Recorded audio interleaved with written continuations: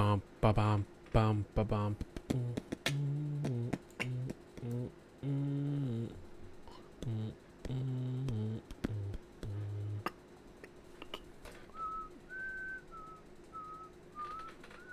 Come on, Eileen.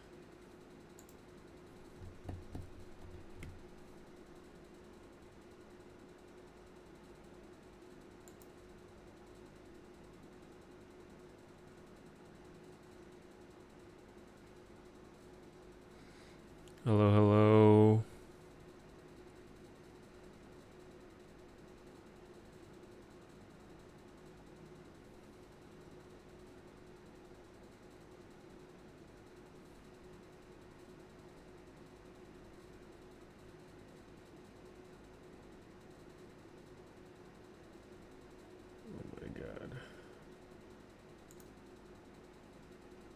Yeah, I've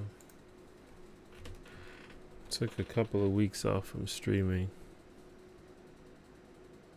There's been a lot of stuff going on. It's kind of weird. I don't usually have a lot of things going on all at once, but a lot of things have been happening recently.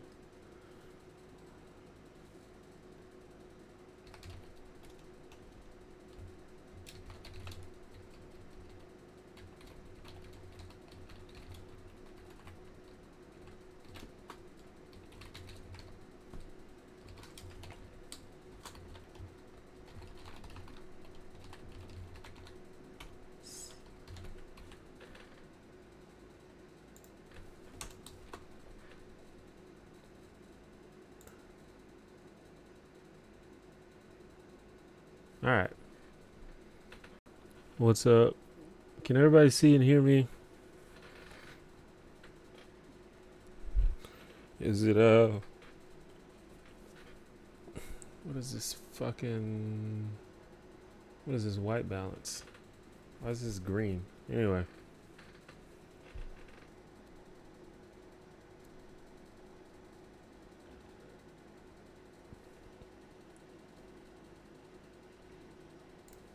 Welcome to the stream. Is it working well? Is it buffering or lagging or is anything like that?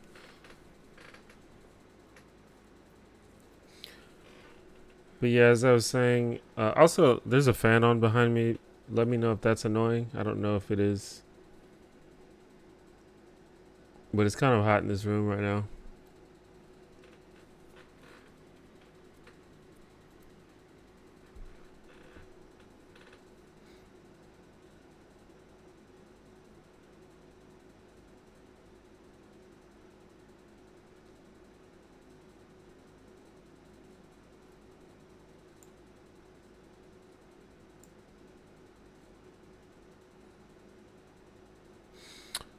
But yeah, I missed the last couple of days or last couple of weeks from streaming.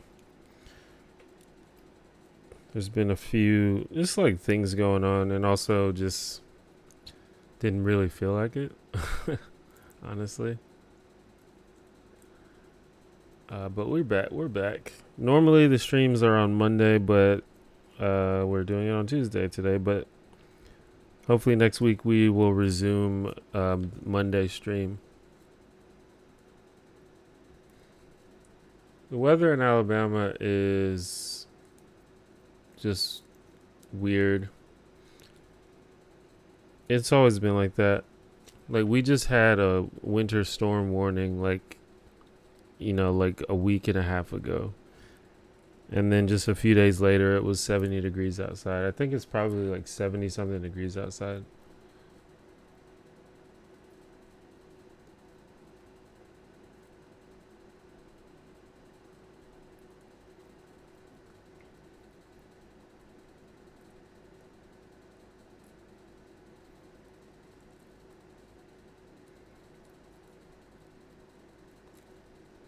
Yeah, there's gonna be a slight delay.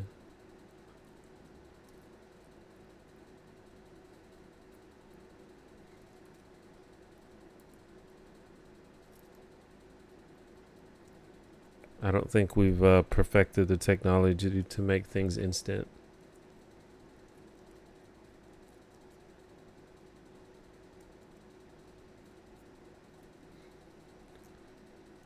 But yeah, we're back.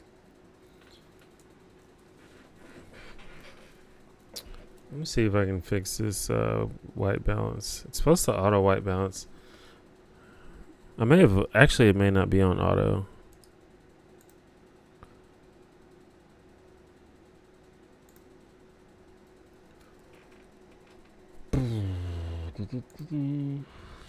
It is on auto. Okay.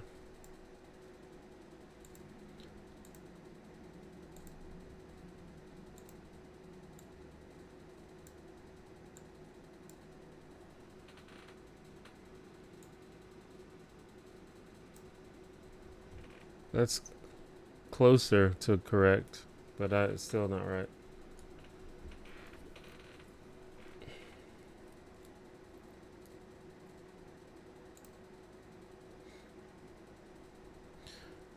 Whatever. I'm just gonna leave it alone.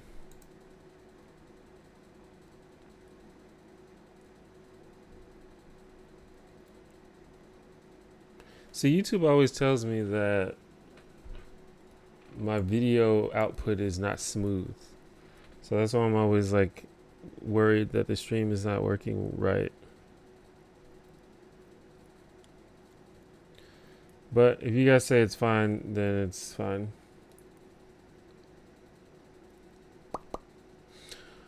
But yeah, as you can probably see on the screen, I've started a Discord server for those that don't know. If you follow me on Twitter or if you are in the server already, you already know that. But some of you may not know. I started a Discord server. I figured that it would be a good place for just like my community to just chat with each other. Or if you're just looking for another community in general, just like it's the goal is to make a positive, welcoming community. You can chat about whatever you want. Talk about politics or games or sports or whatever you want.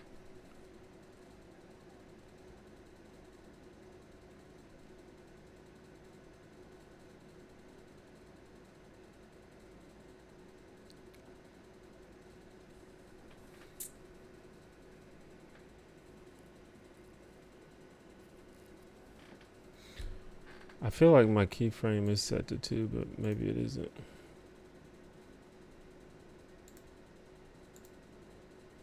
Yeah, it is set to 2.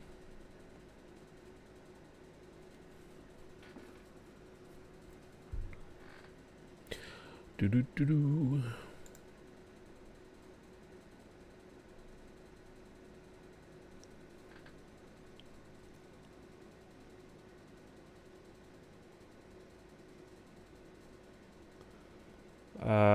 What do you make of the Liam Neeson thing?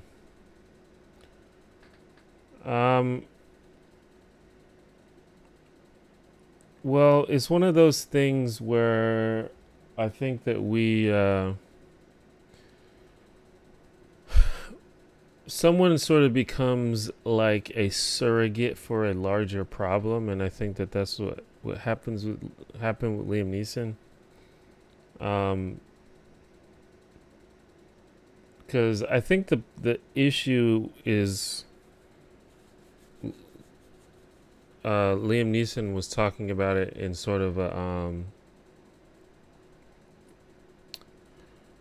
he sort of divorced the situation from racism, and it's just kind of bizarre because the whole thing was like it's an obviously racist thought, but he sort of divorced it from racism, which is kind of weird.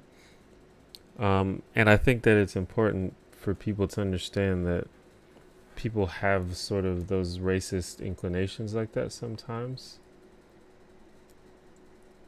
But it's like a problem that it's not Liam Neeson's problem, at least not anymore, but he sort of became a surrogate for the problem of people associating one negative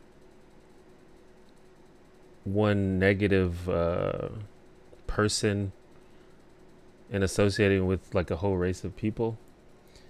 So I think that was like the main issue, but like from in my what's the word I'm trying to think of? basically, like, what I want is for people to be like, hey, I used to be shitty and I'm not that shitty anymore. And it seems like that's what he said. So I don't know what else to expect from him. But I think that he sort of just became a surrogate for a larger problem.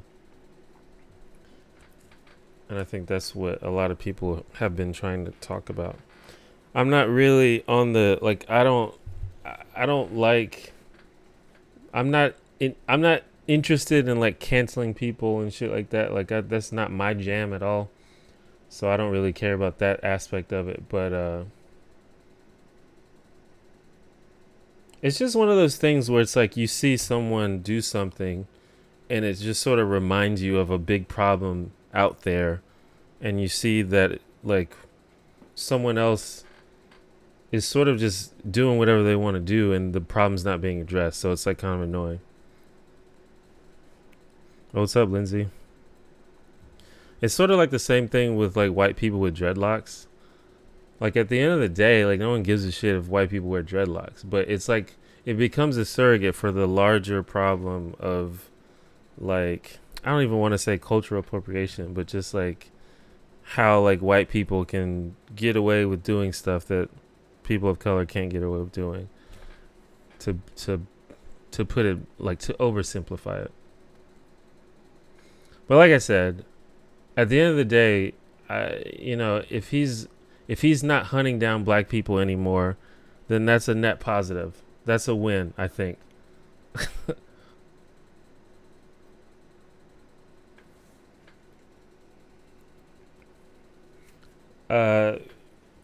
Did you watch the Super Bowl? I did watch the Super Bowl.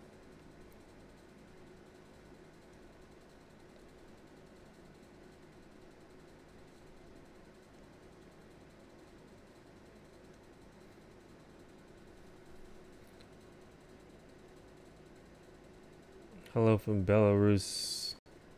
Do you know where this country is? I couldn't point to it on the map. Isn't it like near Russia or something?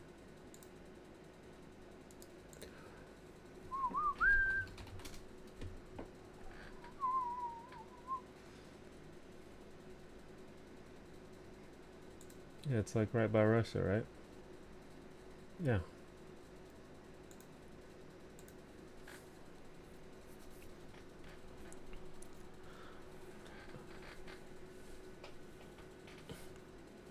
Seems like it's cold in a lot of places. Maybe it's just warm in my apartment. What is I haven't been outside. It was raining earlier today.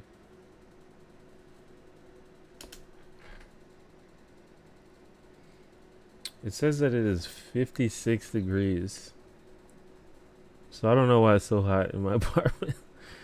My room is kind of hot though. Like the air doesn't circulate in here very well.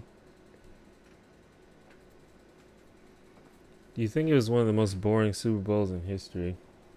I guess that given that the Super Bowl is watched by a lot of people who aren't like avid football fans, I could see that why you would say it was boring.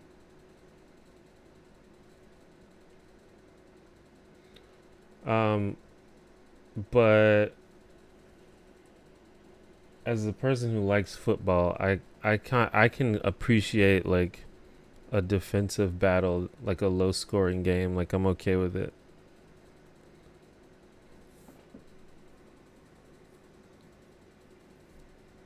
Bella stands for white. It's white by Russia.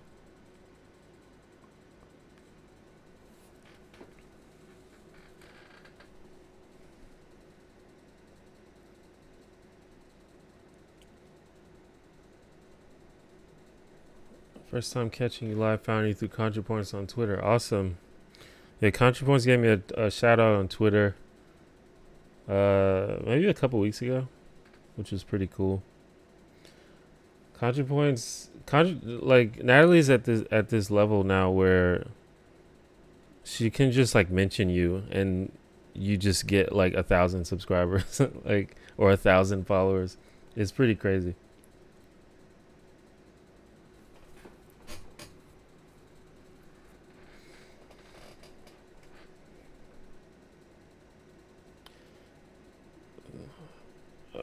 Still, there was a lot of 3-and-out drives for the Rams. Yeah, I mean, there was a lot of there's a lot of sloppy play, I think. And, considering that, these teams are supposed to be so good, you would have expected a little more, but I didn't find it boring personally. I guess that's all I'm trying to say. But I can understand why someone would say that. How do you address people who make bigoted remarks against their own community? For example, Blair White or Milo. Should they just be ignored? I don't know that they should be ignored, but I think it's just sort of up to you what you want to do. Like, what do you think works? Like, I personally am happy to ignore them. I do basically ignore them because that's what is good for me. That's what's gonna make me sleep the best. But I don't know if everybody should ignore them. Probably somebody should engage them and counter the things that they say, but it's just not going to be me. So you just have to decide if you're going to be the person that's going to do that, or you can challenge them in different ways. For example, you don't have to directly debate these people. You can just make your own argument. You can write a blog that makes an alternate argument for people to see, or make a video, or do that sort of thing. You don't have to directly attack these people if you don't want to, but maybe it might be useful to do that.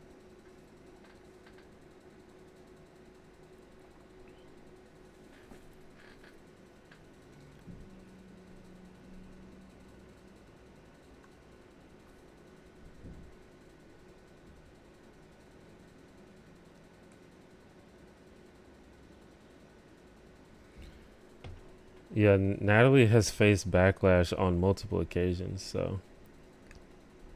But that's kind of what happens in certain situations. But I'm a big fan of Natalie, so.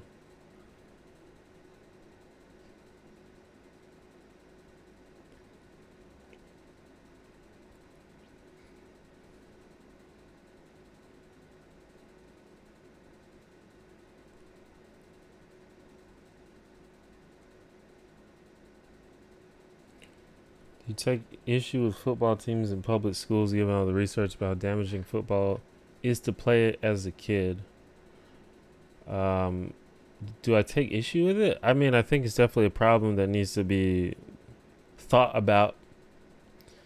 It's definitely a big deal. I don't know the answer, though. Like, if both the kids and their parents voluntarily want to play football, I don't know that I feel comfortable just like outright telling them they can't do it, but it's something to think about.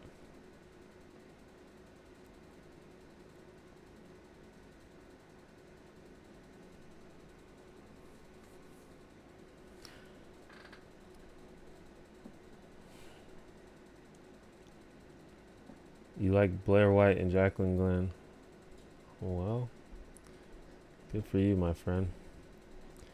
I don't know that much about Jacqueline Glenn. I remember her from back in the old YouTube atheism days, but I have not kept up with her at all recently. Blair White is definitely not my jam at all. But I haven't really kept up with her recently either.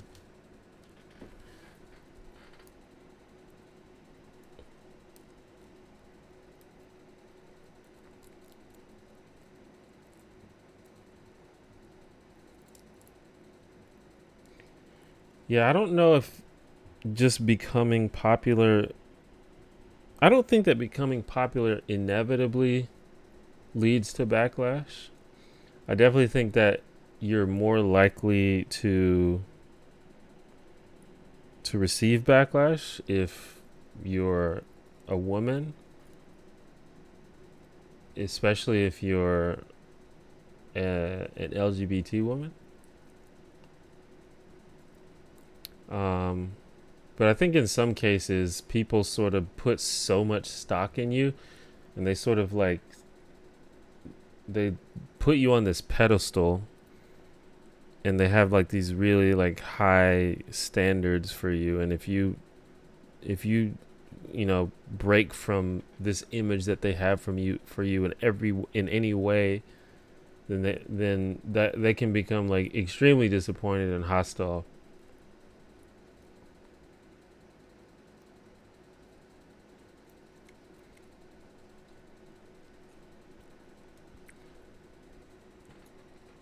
Any book suggestions? I don't know. I'm just now getting back into reading. For a while, I had just kind of stopped reading books. But the only books that I read right now are sort of like personal development type books. Right now, I'm reading Tribe of Mentors by Tim Ferriss, which is basically just a series of interviews with like successful people. But it's pretty good. But I don't think I'm the best person to give book suggestions because I'm sort of building up my log of books to read myself. Like I need book suggestions myself. I hear went down with Peter Coffin and Angie Speaks. Well, I saw it on Twitter. I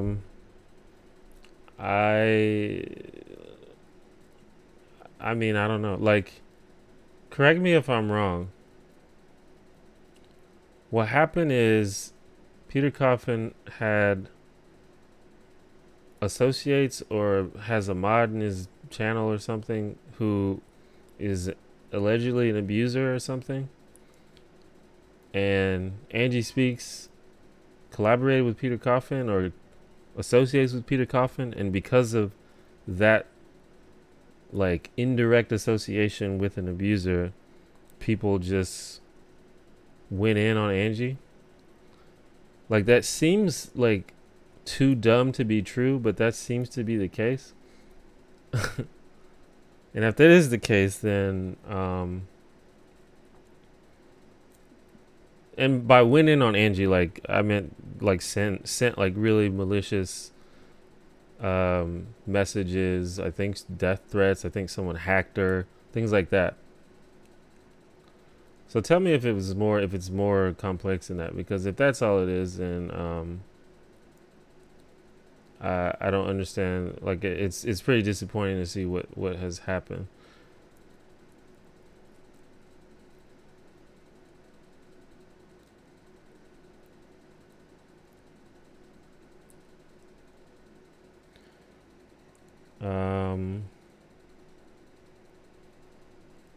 But it sort of goes back to what I was saying. Like, you're much more likely to receive backlash if you're a woman, because there's like, I associate with Peter Coffin. A lot of people associate with Peter Coffin, and haven't received that kind of backlash. So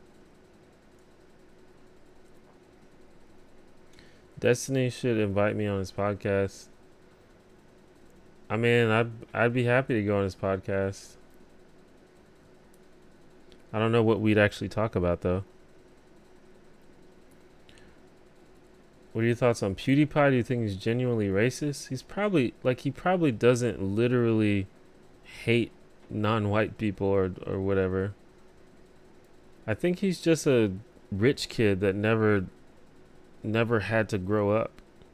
Like, he never had any reason to learn how to be decent, so he just never did.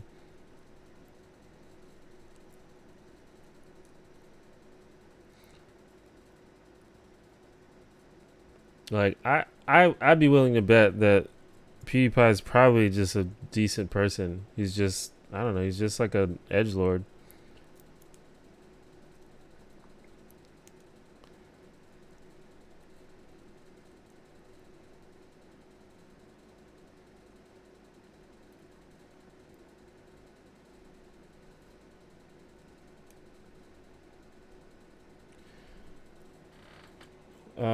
But yeah.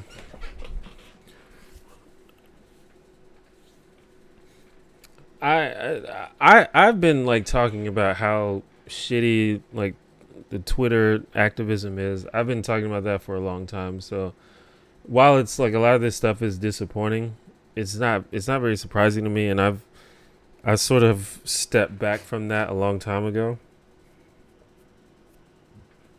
And it's, you know, a lot of it is like I never want to I want to be sure not to conflate the left and the right, or to say that the left and the right are just as bad as each other, because I don't think that's true.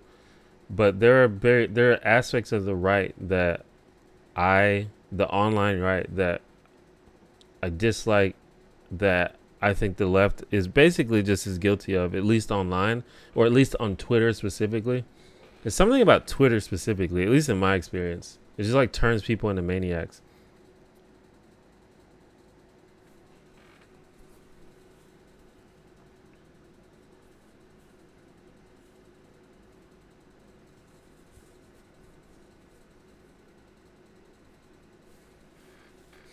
I've definitely limited my time on Twitter, as I've talked about before.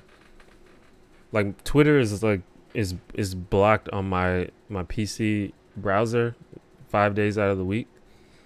I still have it on my phone just in case I need to do certain things. I think it's still useful for certain things. But I've definitely limited my use of Twitter. But yeah, I don't know. Like I'm just not interested in like canceling and vengeance and like outrage. Like that's just not my jam at all. I don't want to be part of that. Like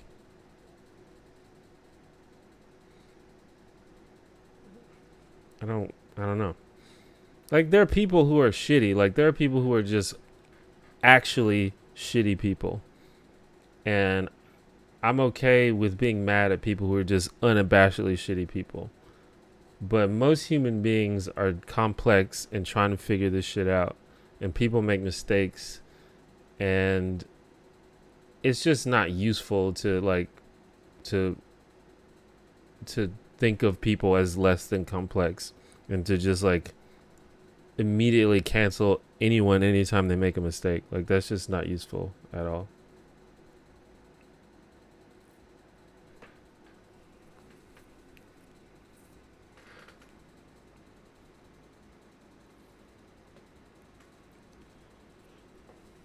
I wonder if only having a limited amount of characters to respond with leads people to be more guttural with their reactions. I guess that's a possibility.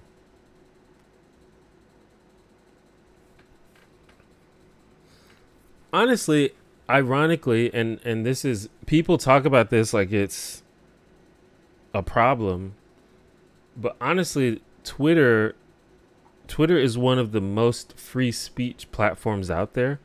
As much as the reactionaries on there want to claim that it isn't, but Twitter is one of the most free speech places on the internet, and that's like a problem, because Twitter does a very bad job at moderating abuse and harassment and bullying from all sides, from left, right, from everything.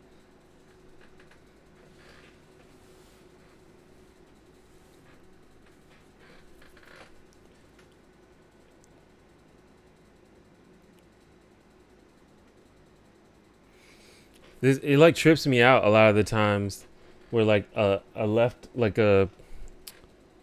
leftist will be like, I got banned on Twitter. What the fuck? Why'd I get banned? And then you ask, well, like, what did you do? What happened? Well, I don't know. I told this Nazi to fucking kill himself. What? I mean, I shouldn't get banned for that. It's like, I mean,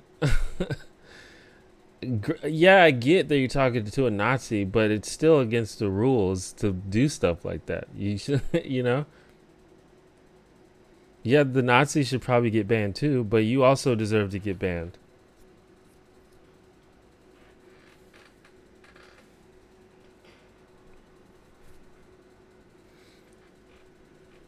Definitely social media use can lead to depression. That's 100% true.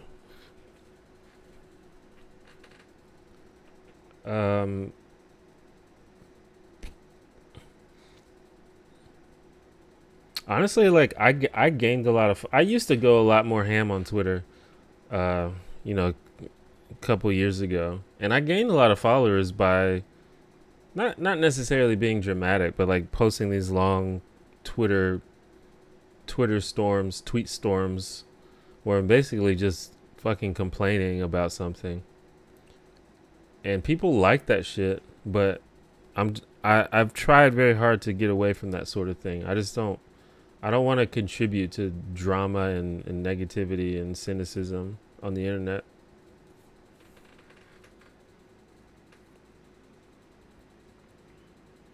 Yeah, hot takes basically.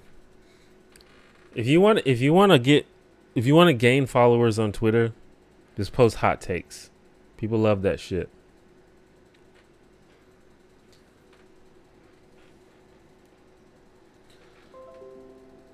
Do you think that canceling culture is so prevalent in leftist circles because some people crave feeling superior and good, so they seek out any reason to tear someone else down?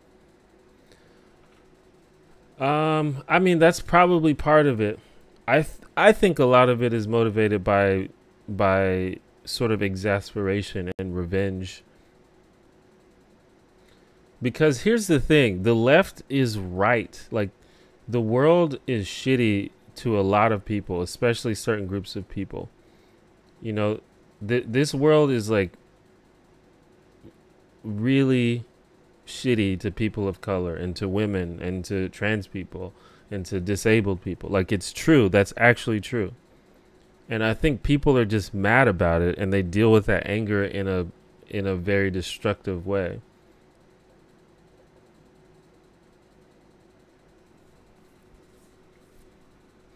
YouTube's moderation has been pretty bad, but they have been working on it.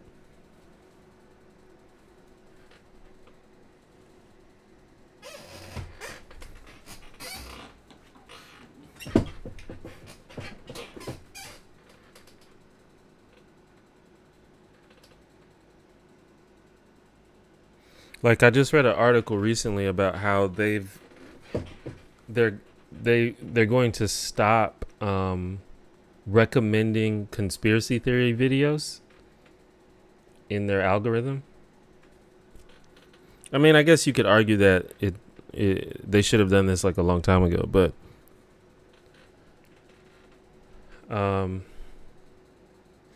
like I think they've stopped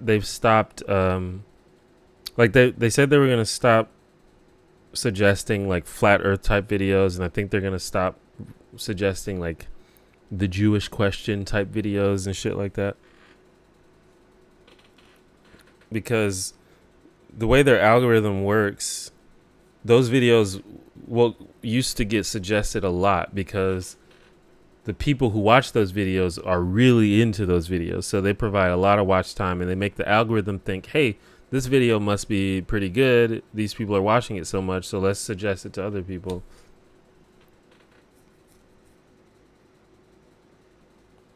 Yeah, I'm not exactly sure how far they're going with that, but they are starting to work on it.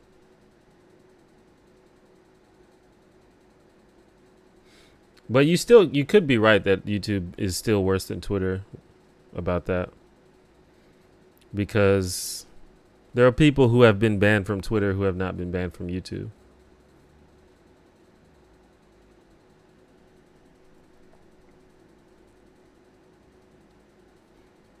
No, they're not. YouTube is not removing anything unless it's like actually breaks the rules. It's just not suggesting it, I guess, as much. I don't know if they're not suggesting it at all, but they're basically changing the algorithm to detect conspiracy theory videos and not suggest them.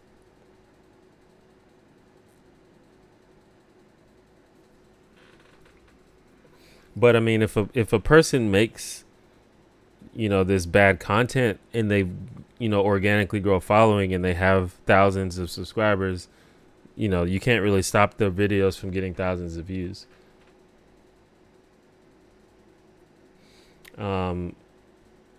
And there's a, there's a level, like I'm not anti free speech. I brought this up, but I'm pro free speech. And there's a level there's a level of, I mean, like, it's worth debating, I guess. It's worth discussing, but um I don't know if I'm comfortable with YouTube just removing conspiracy theory videos unless they are, clearly violent or hateful.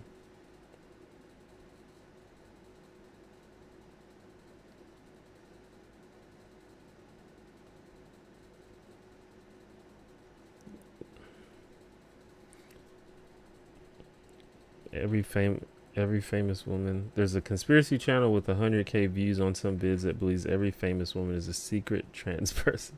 I think I've seen stuff like that.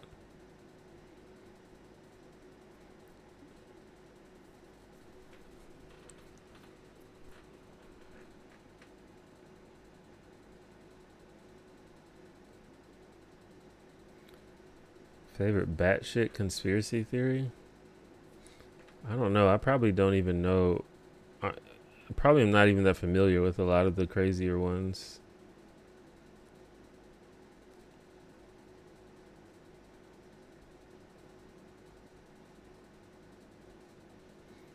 My favorite YouTube conspiracy theory videos are the ones that try to prove that famous people are like aliens or like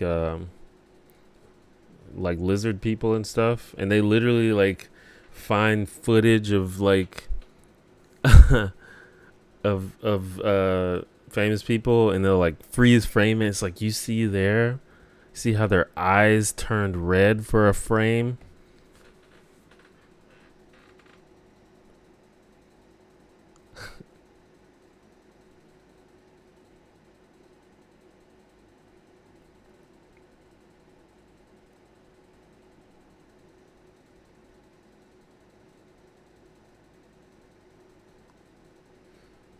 It's like, no, it couldn't be any kind of artifact because of the low quality video. It's definitely because they're non-human.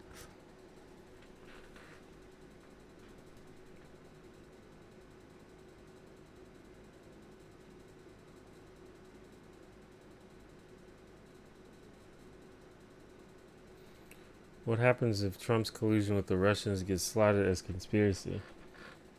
Well, I mean, it it is a conspiracy. Just because something is a conspiracy theory doesn't mean isn't true. Many conspiracy theories are true. Probably most of them aren't. But I mean, I think that's what the Trump camp would like to happen, is people to sort of classify it as just another like wacky conspiracy theory. But it doesn't it does not seem to be wacky.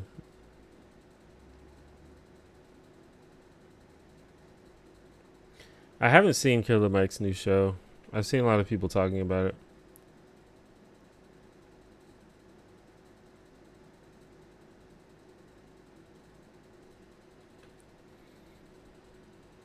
Have I seen Jose and Timba on Toast Dave Rubin videos? I'm not sure. Are they recent? I saw a video a while back.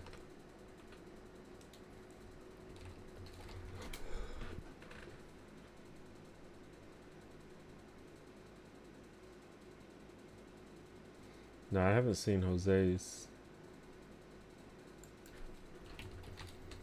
I feel like I don't really need to see a video about Dave Rubin though, but maybe it'll be interesting.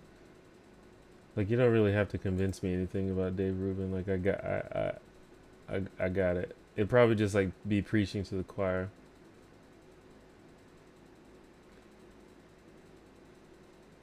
No, I haven't seen any of these videos.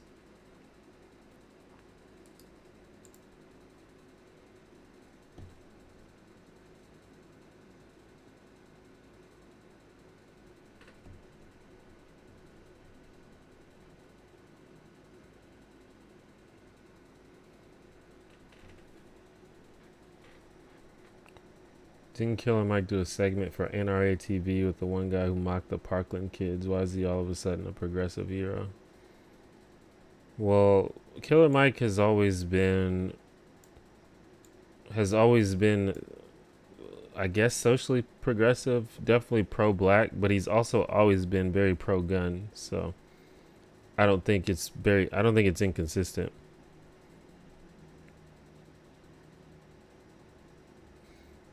Yeah, I've heard about the fact that Dave Rubin's subreddit has been taken over by like people roasting him.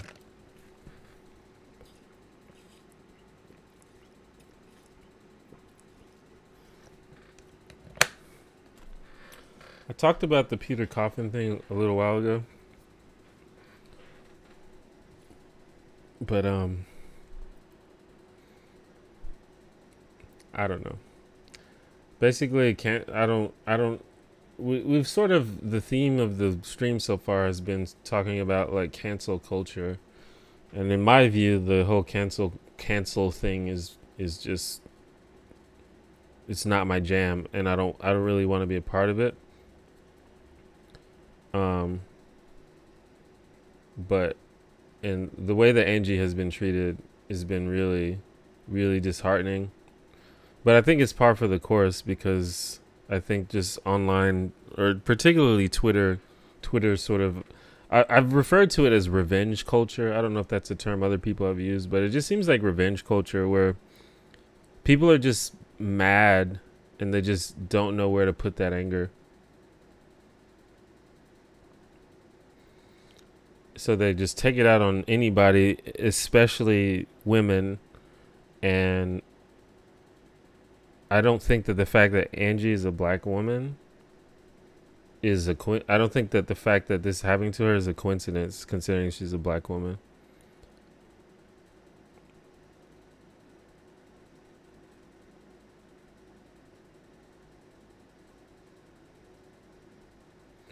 Well, Schmitty, people are complicated. That's just the truth of the world. I don't know what else to tell you about that.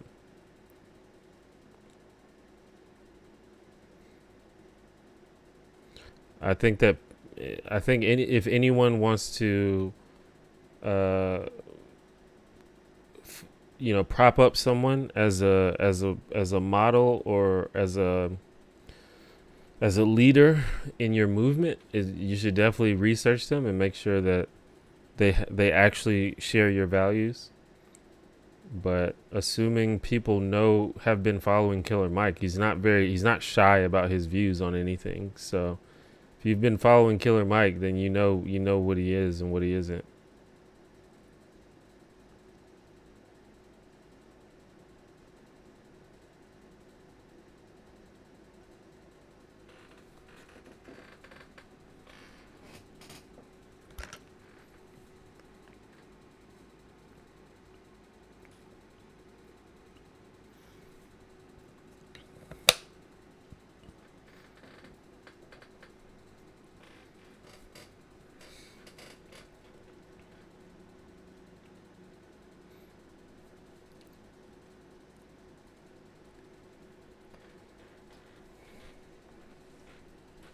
But I think that Killer Mike's reasoning for being pro-gun, it would probably differ heavily from most right-wingers.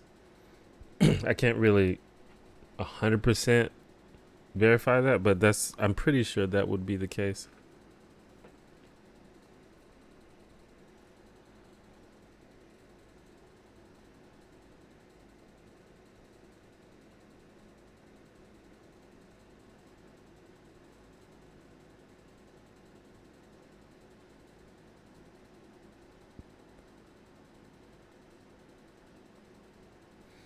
Revenge culture is way more of a problem for the left, not because it's more prevalent, but because of the pulls. One of the pulls to the left is empathy, and revenge runs counter to that.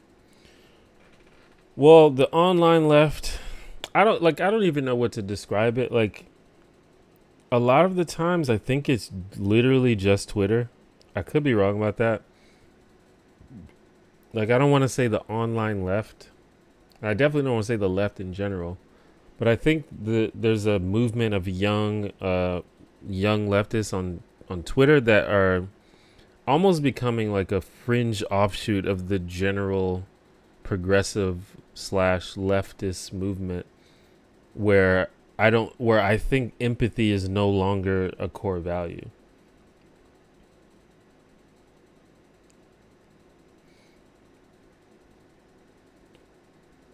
Like, it just seems to be a lot of anger and resentment and just thirst for retribution.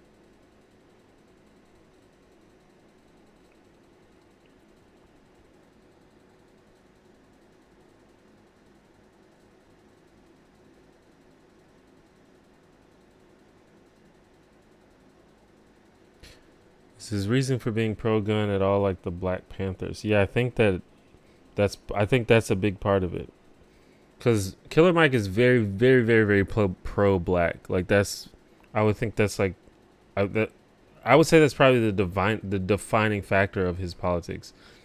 So I think that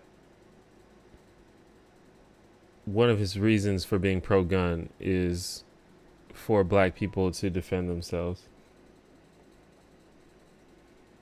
Do you think Twitter as a platform altogether is bad? I mean, not on paper. Just the way that it has evolved is pretty bad, in my experience.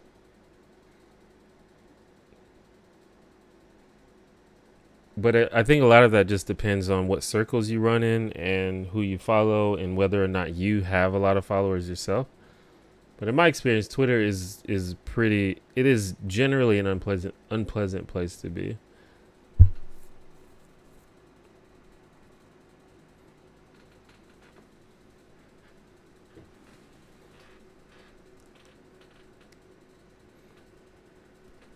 It's not always unpleasant, but is generally unpleasant. The only way that I can really enjoy Twitter is basically by not reading it. like it's not even that it's bad, it's just negative. Like, it's not like a lot of my feed, like I don't follow people that are shitty, but I follow people that, just have a lot of negative shit to say all the time. And a lot of my replies are people saying negative shit. And a lot of the threads that I get tagged in are people saying negative shit. And then every now and then I see someone retweet someone who's actually shitty. And it's just like a bunch of negativity. It's just not very pleasant.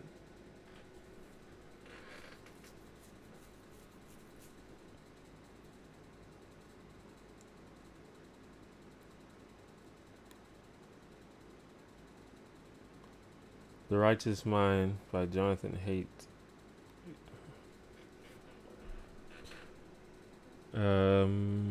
I'll write it down.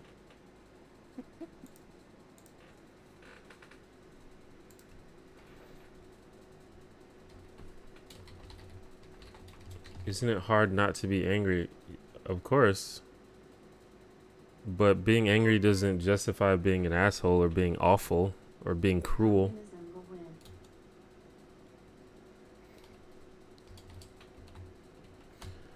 Meditating Jesus, thank you for the 199. Communism will win. I guess we'll see.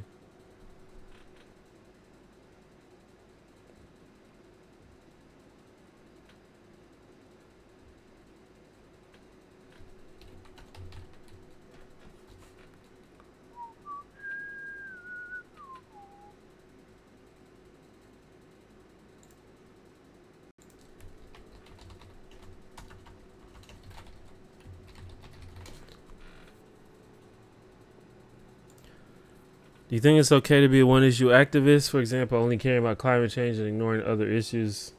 Yeah, I think that's fine.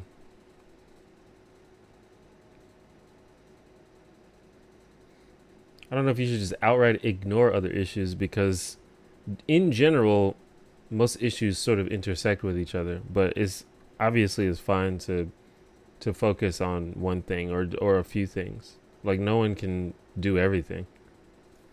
And in fact, probably nothing would get done if we didn't have people who focused on single issues.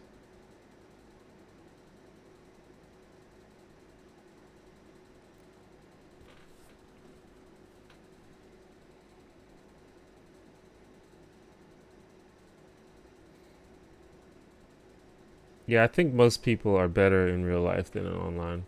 This is why I don't want. This is why I want to specify Twitter or online at the worst, because in my experience, when I'm in the world, it's not like Twitter.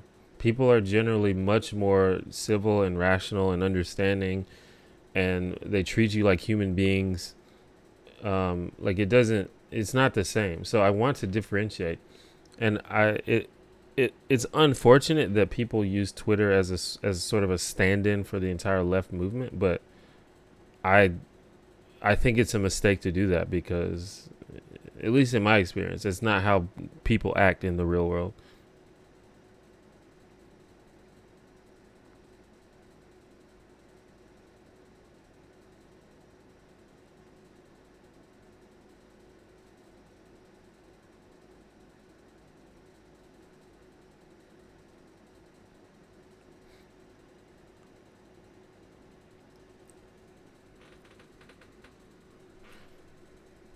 Don't you think, given that things like climate change pose a real threat to humanity, that those who stand in the way of solving it should be met with violence if necessary? No.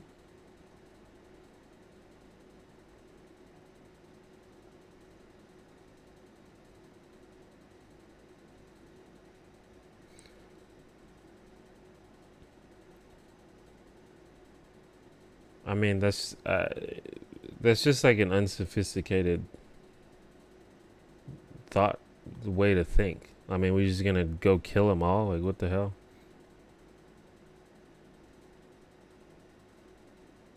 I mean, this isn't fucking like, you're not Neo. You're not just gonna run through the streets fucking killing everybody.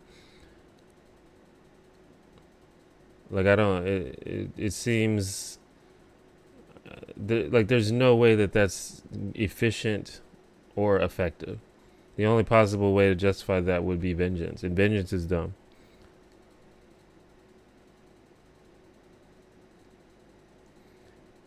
Most people tend to wrongly imagine that pre-colonization sub-Saharan Africa had no civilizations.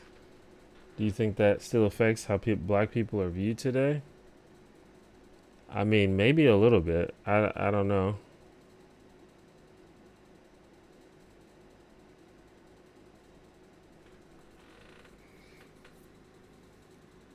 I mean, I think it's just sort of been an evolution of racism over time. Like, just from the beginning, black people have been considered like savages and uncivilized and second class, and that has just evolved to be expressed in different ways in different generations and different societies.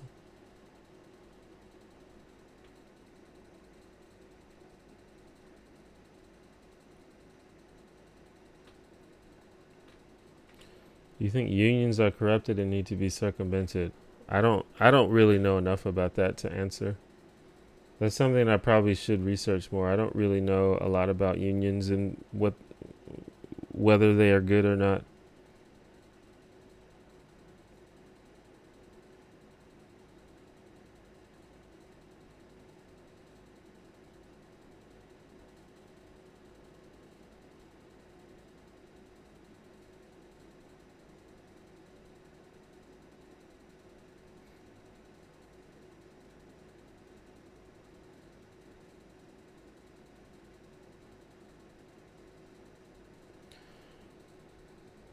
Could violence against particularly powerful opposition to healing climate change not be justified as self-defense? I mean, if you're grasping at straws to justify your vengeance, maybe.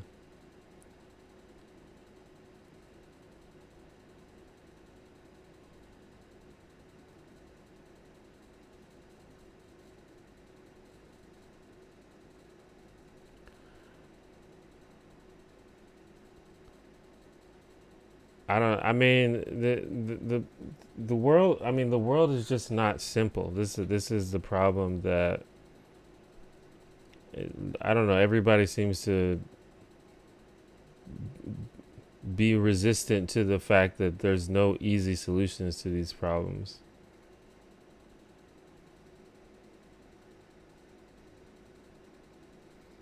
And you're definitely not going to fix the problems by just going around killing people. I can tell you that.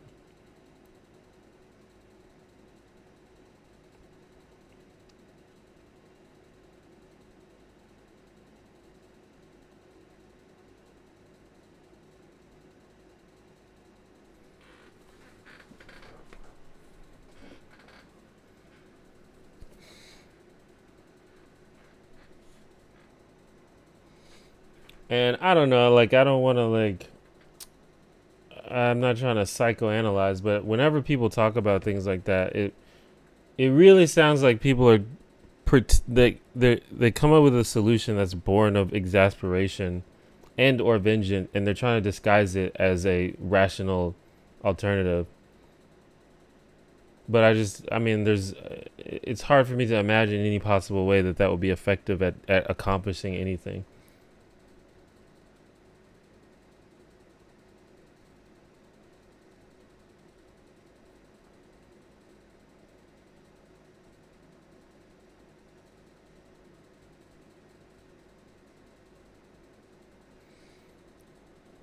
Well, hypothetically, maybe there's a possible justification, but uh, will it accomplish anything? Is a more useful question, and I think the answer is no.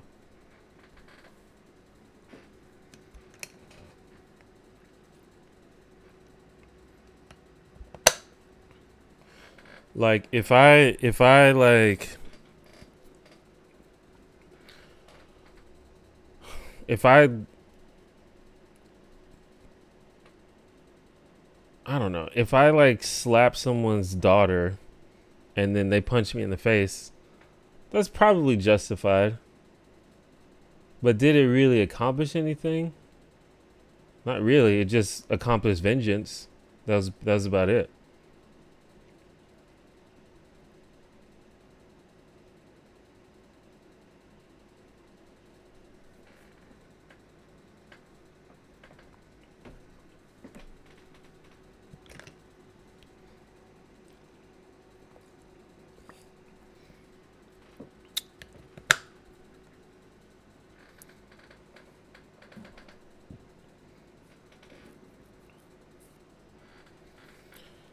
Well, yeah, I think that jailing people is different than violence.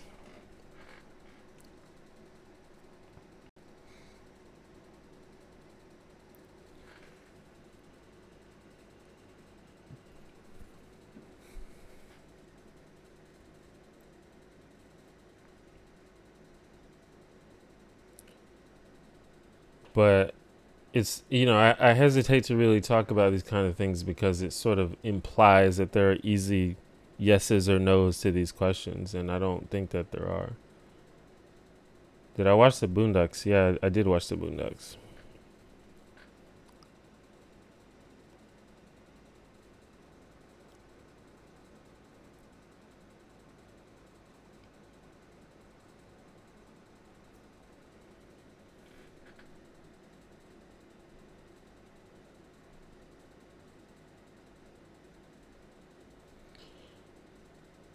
Did you feel differently about this if the big polluters didn't have several nuclear superpowers backing them? No, I don't. I mean, that's not really related to how I feel. I just think that violence is dumb and war is dumb and vengeance is dumb, and I don't really support it.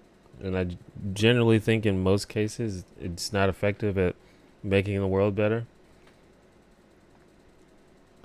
How do you get established on YouTube, subscribers, etc.? How do you get established on YouTube? Well, you have to get pretty okay at making videos, which if you don't have any like prior training or practice, you probably will take a real long time. And then once you get pretty good at making videos, you just have to keep making pretty okay videos consistently. And unless you get really lucky, or unless you make just a video that's just amazing and can't be ignored, even after that point, it's going to take a real long time. So just like time and practice, basically.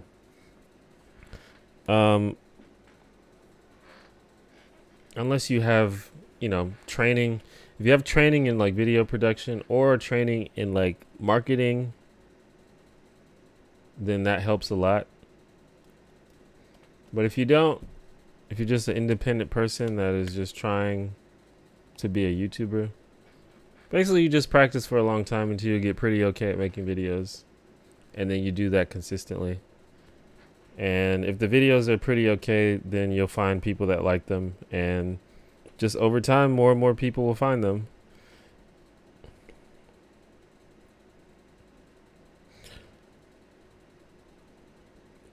That's pretty much it.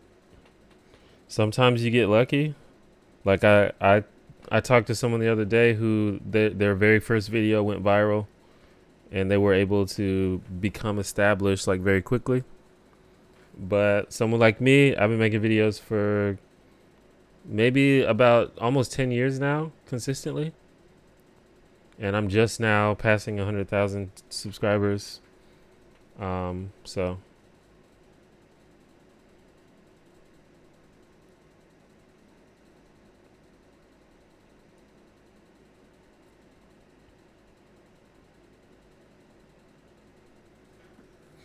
And it kind of depends on what you mean by established.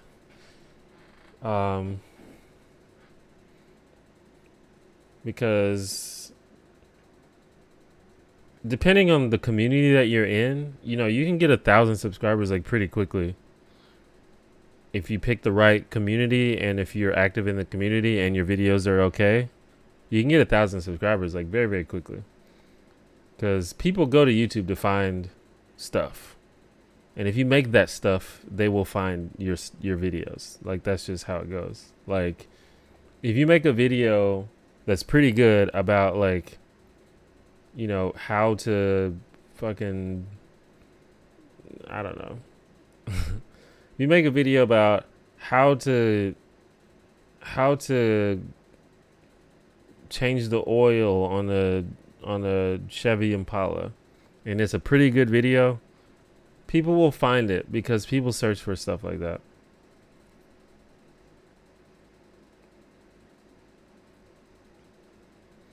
But if you by established you mean like 100,000 subscribers, getting tens of thousands of views or more on every video, that takes time and building a community and actually like honing your craft and being consistent. Can you sleep your way to the top? Is that a reference to the oldest video on my channel? You probably can't sleep your way to the top on YouTube. I mean, I guess you could like find a very popular YouTuber and try to seduce them. But even then, you still have to be good at YouTube. Like, like for example, Julian, who's Jenna Marbles' boyfriend, he obviously got a big boost by being associated with Jenna Marbles. His channel has I think he has a couple million subscribers, but he still had to be good at YouTube for people to actually stick around and watch.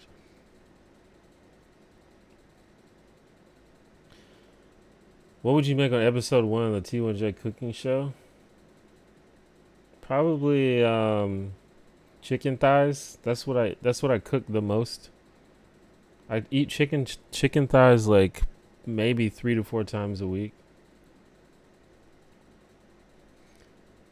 Do you know when your next video is coming out? Also care to drop a hint.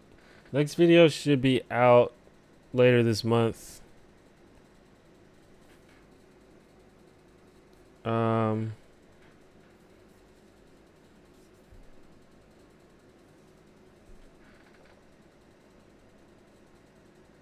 Yeah, probably just like what's the 12th? Maybe like a week. Video games is automatic cash flow. I mean, not necessarily. The video gaming is very saturated. I think that video game tutorials are really good. Like if you do tutorials on YouTube, people will click on that. If you just do Let's Plays, I think it's really hard to grow an audience with Let's Plays. I'm not an expert, by the way. This is just sort of speculation. But it's very hard to get people to click on a Let's Play unless you're playing like an obscure game or a game that doesn't have that much exposure yet, and you're like the only person that's actually playing it. Then maybe you'll get some views. But like if you do like a Let's Play of fucking like I don't know what's popular. Like if you do a Let's Play of like fucking Uncharted or something, like no one's gonna watch that because there's like fucking millions of videos about that.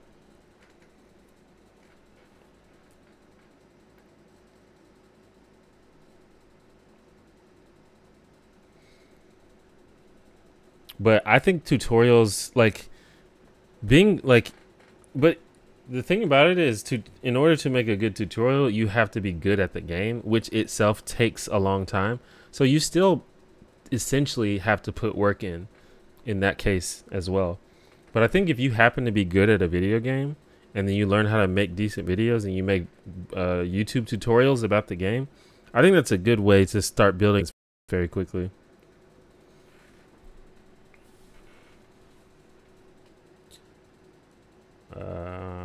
Is this working?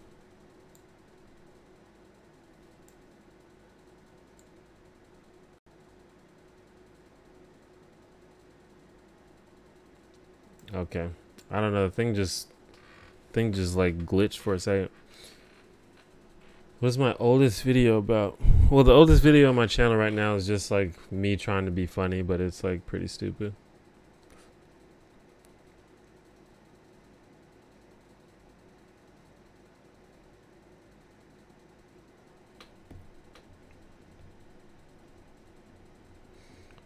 Chili, kidney beans, and Twizzlers. That's interesting.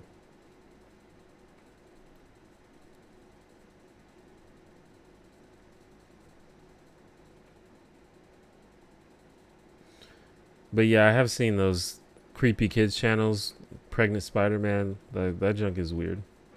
That's another thing that YouTube stopped recommending. Like earlier, we were talking about how YouTube is changing their algorithm to stop suggesting certain things, and they stopped suggesting those weird, like, pervy videos that were like targeted towards children, but clearly not safe for children.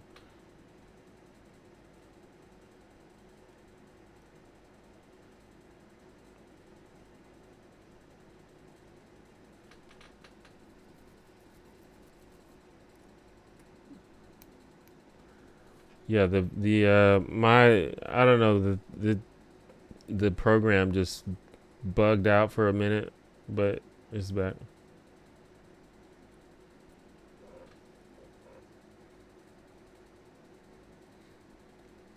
Why do nominally progressive people like Andrew Yang or Stephen Fry keep going on Sam Harris's podcast? Is there nothing that man can say that'll ruin his credibility?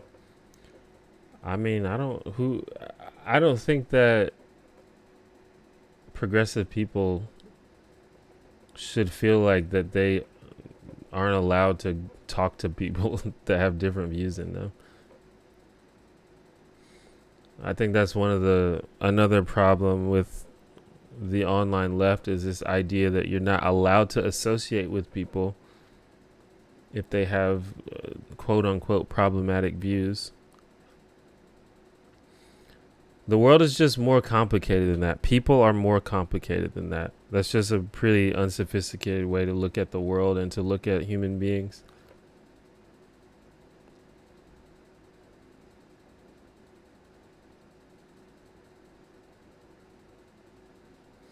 I read somewhere those weird Elsa Spider-Man videos were just run through AI algorithms, like people barely even worked on them. I wouldn't be surprised. There were like so many people doing that, and I'm not even sure. Like, I don't even know the background behind that, but there were multiple different unrelated channels making Elsa Spider-Man videos. I mean, possibly they just saw one person do it successfully and then they just copied, but it was really weird. Thank you, Kita Shika Angel.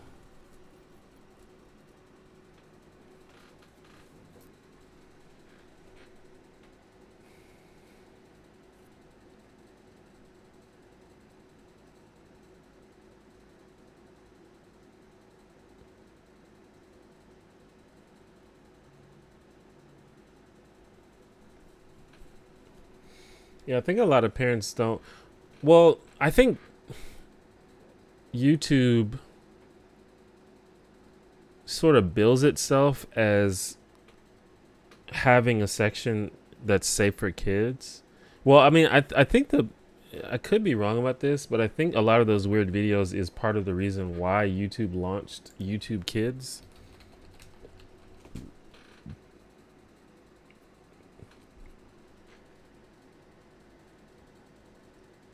And I think that every video on YouTube Kids is like pretty much filtered, like maybe even personally like verified to be safe. But yeah, like I have a little sister that I think she's 11 now, but I've found her watching YouTube all the time when she was 9 and stuff, watching like Logan Paul and stuff. And I'm like, yikes.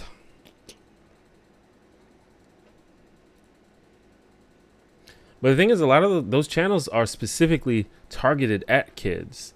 And I think that's the problem. Like, if people were just like stumbling upon these things, like my channel, for example, is not targeted at kids. And my channel's not like super scandalous or anything, but I would say that my channel is not kid friendly.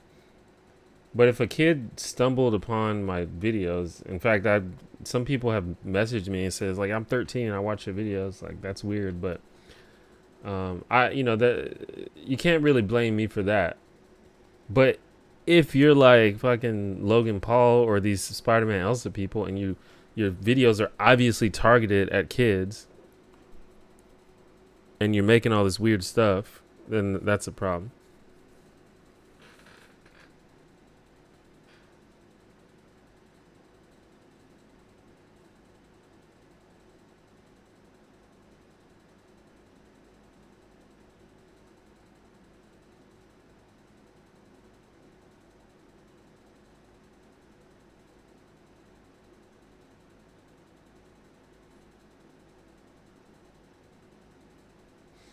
I think it's about not platforming people rather than not associating with them at all. If you're famous and you appear on a podcast with someone, you give them social capital. I mean, I don't know. That just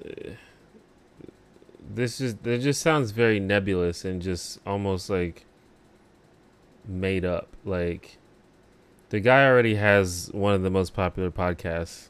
Like, there's not much you're gonna do to deplatform him.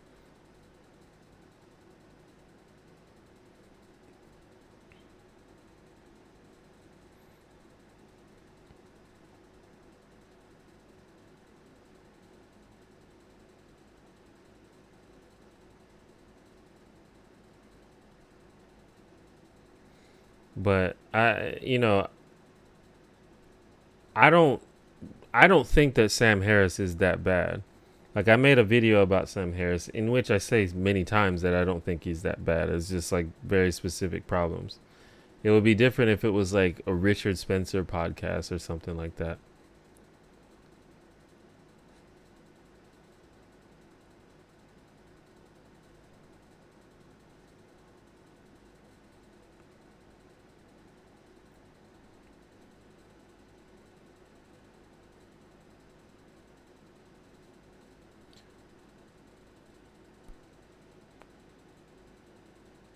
Yeah, I guess safe is relative.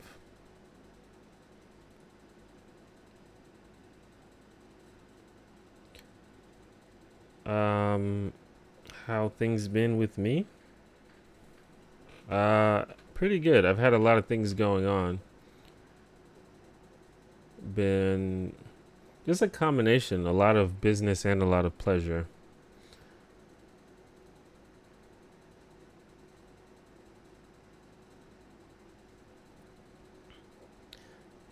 Have I ever worked on a political campaign before? I have not. I don't think that there has ever been a candidate uh, that I liked enough to consider doing that, or that I like identified with enough to consider doing that.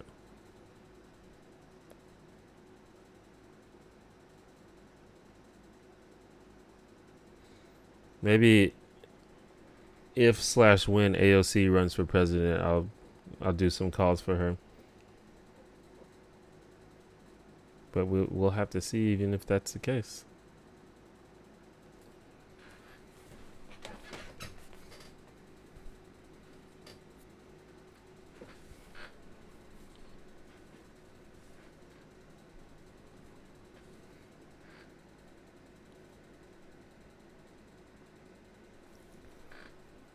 Because a lot of times you think that someone, actually shares their views, and then over time you learn that there's a lot of different values there. And someone earlier asked for a hint on my next video. Well, that's kind of related, because that's how I felt about Barack Obama when I first voted for him in 2008. I was like, man, this dude's saying a lot of real shit. I agree with everything this dude says. And then over time, I was like, okay, there's a few things that I'm not into going on here. Is there anyone you like out of the bazillion 2020 contenders? I honestly have not looked into it enough yet. I'm going to give it some time, and I'm going to give a lot of the candidates more opportunities to actually clarify their views and policy positions, and then I'll go from there. I'm not really worried about it right now.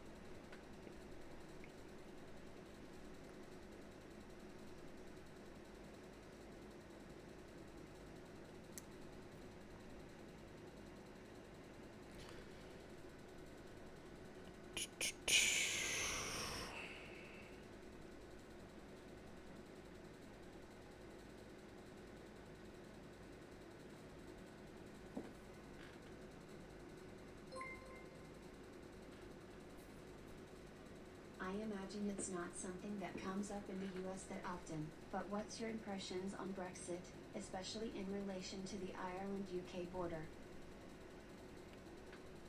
Well, I think that people talk about Brexit in the US pretty decent amount.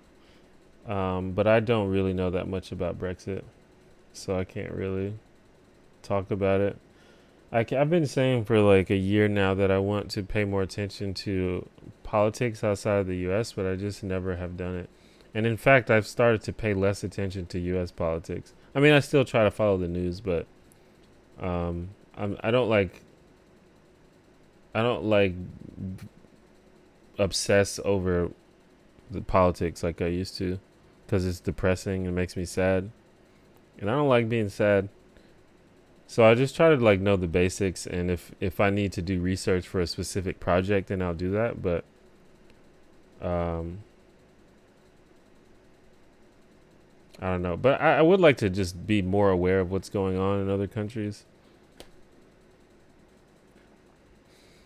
And obviously sometimes just by hearsay, I'll hear people talking about it. Like I watch, for example, I watch Destiny. I watch his channel a lot, and he had a conversation with someone about Brexit recently, and I kind of watched that, but I don't think I learned enough from it to have an opinion. But thank you for the €5.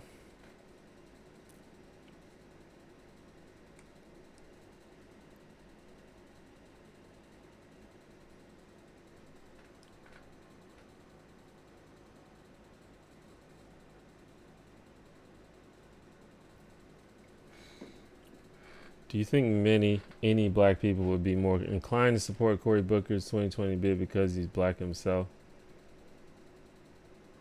I don't know. I don't think that is as big of a deal as people think, unless he specifically runs his campaign to target black people, which I doubt he will.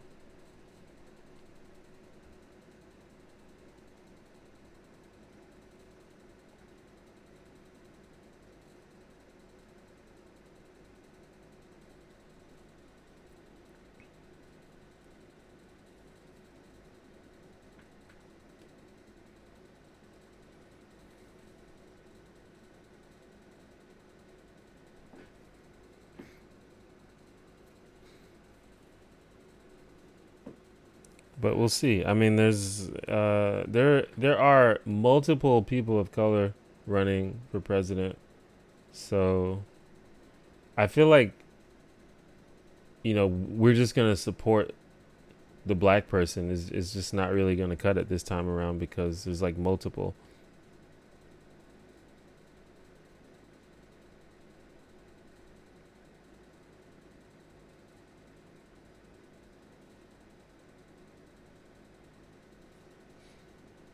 I feel like it would make more sense for Canadians to follow U.S. politics.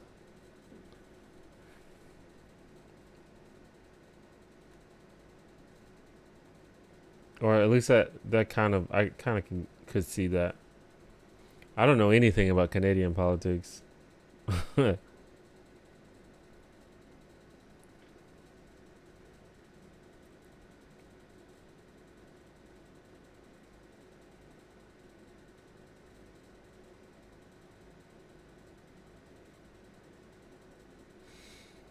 I used to be like a lot more informed on politics and just the news because I used to drive a lot more and I always listen to the news in the car. I listen to NPR and stuff like that.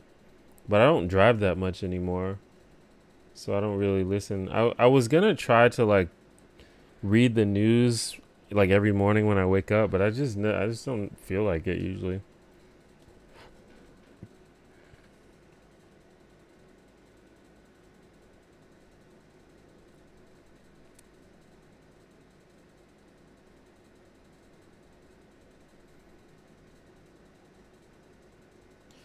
Did you hear that Kamala Harris smoked weed and listened to Tupac and Snoop Dogg? She's cool now. Yeah, I think I saw her talking about weed. It's interesting how the conversation about weed has changed, though. Like, I think the difference with this batch of Democrats is I think they're a little better at understanding, like, the pulse of the nation. Like, we had, like, Obama and Hillary Clinton, and they were all like, well, Obama's like, I smoked weed and I did drugs in college and it was bad and you definitely don't do drugs, and and it took them both like 12 to 20 years to finally come out in support of gay marriage, and they would just seem to be behind the progressives in the country. But this new batch of Democrats, I think they're actually trying to pay attention to what young people actually are saying, at least for the most part. Do you think Trump will win 2020? Do you think someone good or better will replace him? I don't know. I sort of refuse to make predictions about Donald Trump because I don't know what to think about what happens with him. Nothing that happens with Donald Trump makes any sense to me whatsoever.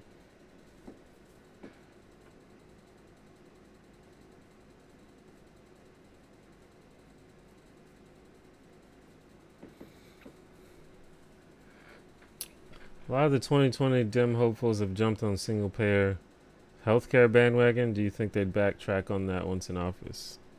I don't think so. I mean, that's a big deal.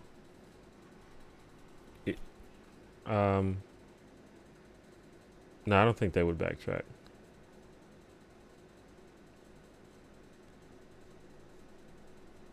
What do you think about Kamala Harris? I don't know. I don't know much about what she actually believes or what her policy positions are.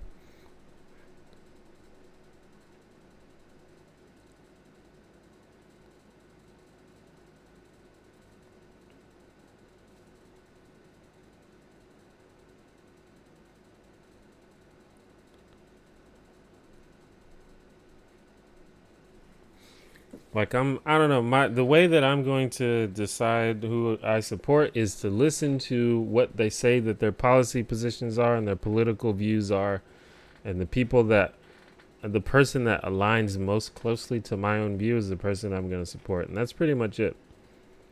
That's the way I'm going to do it. I don't really give a shit about what someone did 20 years ago. I don't give a shit about what interviews they gave where they said something weird. All I want to know is what is your positions, what are your views, and what policy are you going to try to put forward?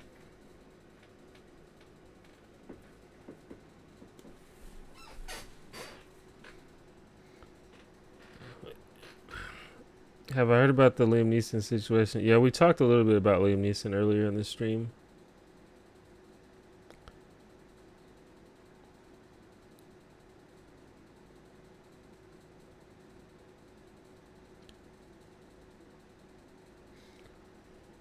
I don't know if it's probably kind of hard to sum it up, but basically I was saying that the Liam Neeson thing is sort of like a surrogate for a larger problem about racism.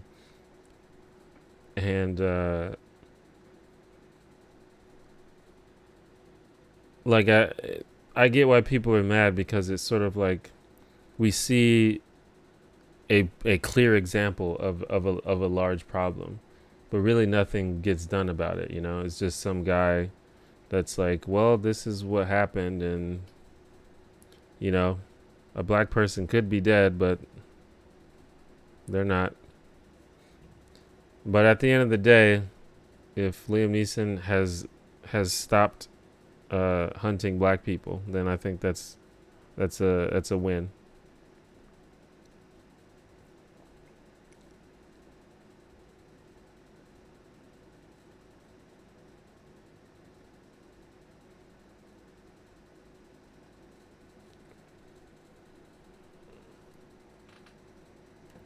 Should Brett Kavanaugh be impeached? I don't know. I mean, I think the fucking he shouldn't have been confirmed in the first place, so I don't know. I'm wary of folks saying what they think we want to hear. Well, I'm not out here trying to read people's minds. Like, what else do you want them to do? Like, if we're just going to be cynical about everything that someone says, then I don't know what's the point of having them say anything in the first place.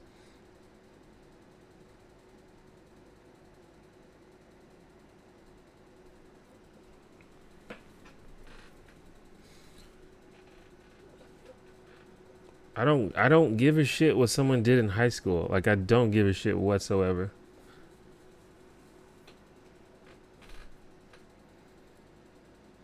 If the shit that I did in high school kept me from achieving my goals, I'd be really upset. Because I did a lot of dumb shit in high school.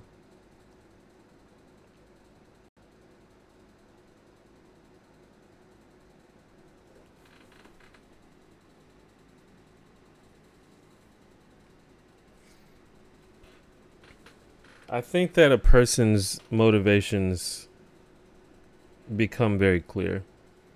Like, I think it's pretty hard for people to hide their true motivations, especially if we have a diligent press that asks good questions and does good journalism and good investigative reporting.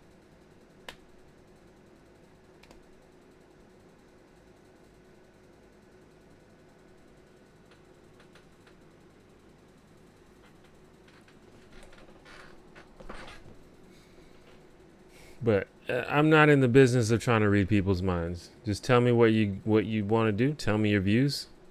And my hope is that the media is very diligent about getting people to answer questions and getting them to clearly state what their policy is. And that's what I'm going to go off of.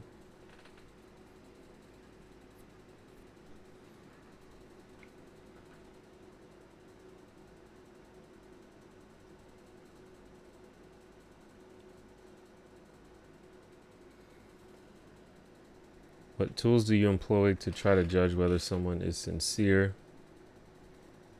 Well, if you're talking about politicians. I just take people at what they say. I'm like I said, I'm not out here trying to read people's minds. If they like constantly switch back and forth, like if they're like Donald Trump where they say one thing and then say the opposite 2 days later, then I don't know, that to me that just disqualifies them as a trustworthy person altogether.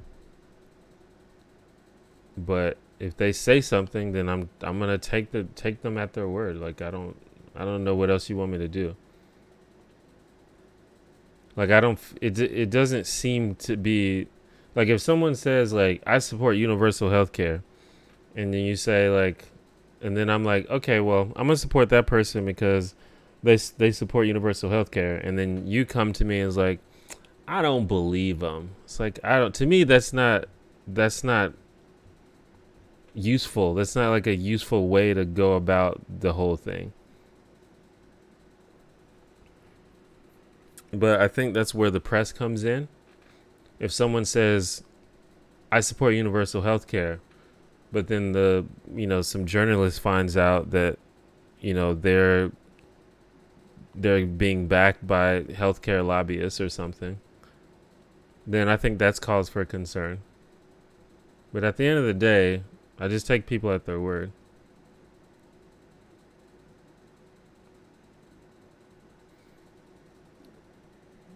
So you think that politicians shouldn't have had to resign? No, I don't think so. I don't give a shit what someone did in high school. I give absolutely zero shit.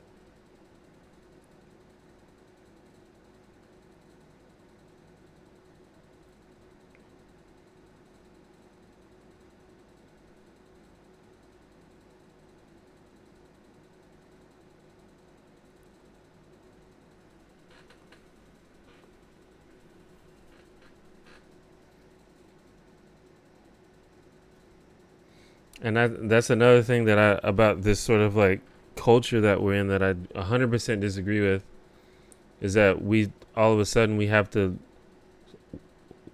basically it's cancel culture all over again.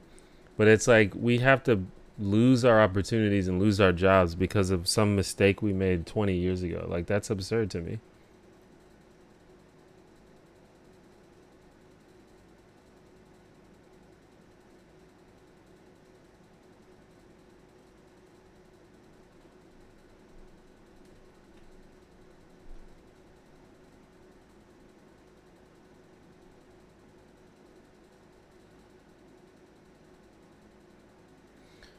Just saying that you disbelieve someone is not evidence, though. If there's evidence, obviously I'll take the evidence. But someone doing something 20 years ago is not evidence that that their current beliefs aren't what they say. That's obviously absurd.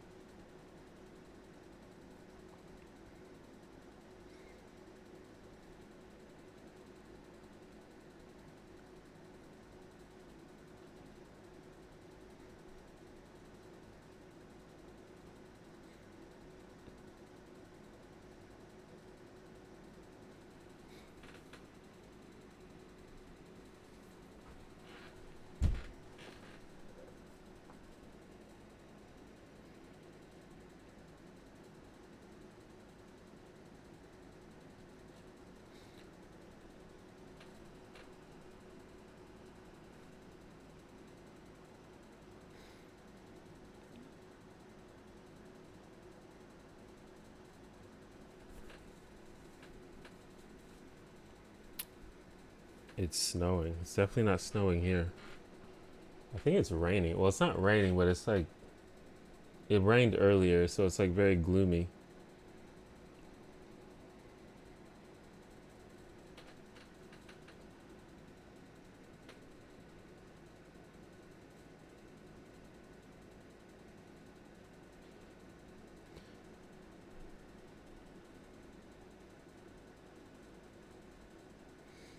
I think that every single person in the world would hate for someone to hold them currently accountable today for something they did 20 years ago or 10 years ago or even 5 years ago. I think everybody would do that. But when it comes to other people, we don't have the same standards. We're happy to cancel someone if it's someone else. Wouldn't want it to happen to us though.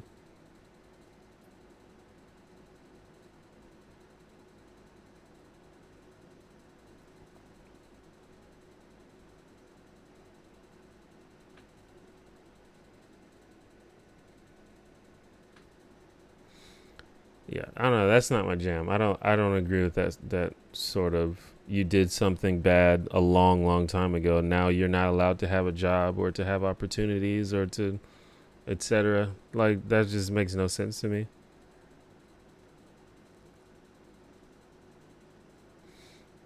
If it's something illegal, that's another thing. Like, if you fucking murdered somebody 10 years ago and you never did time for it and never admitted to it, then that's a whole nother thing.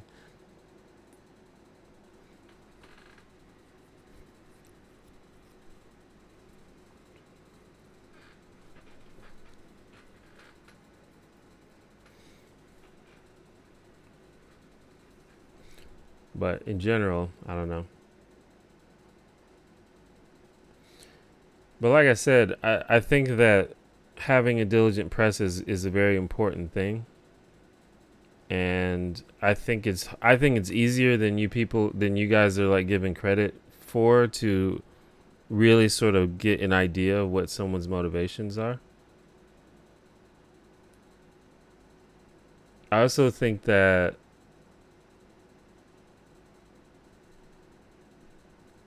politicians, I mean, obviously politicians, like all politicians say things that they think are politically expedient. Like, that's just part of being a politician.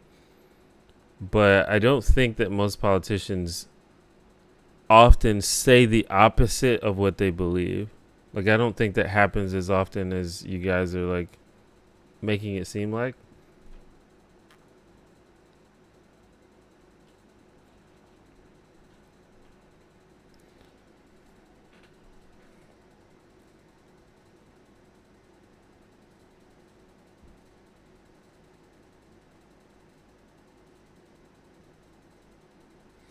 I don't imagine that every politician means everything they say.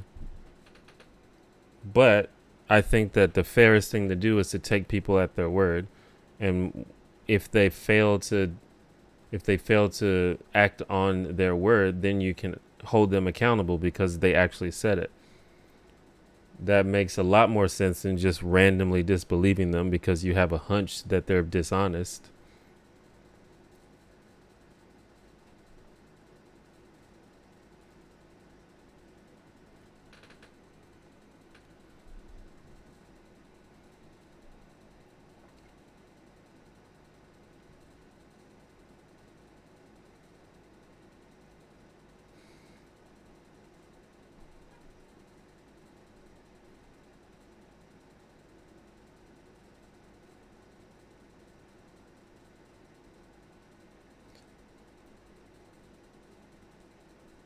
When's the T1J ContraPoints crossover episode?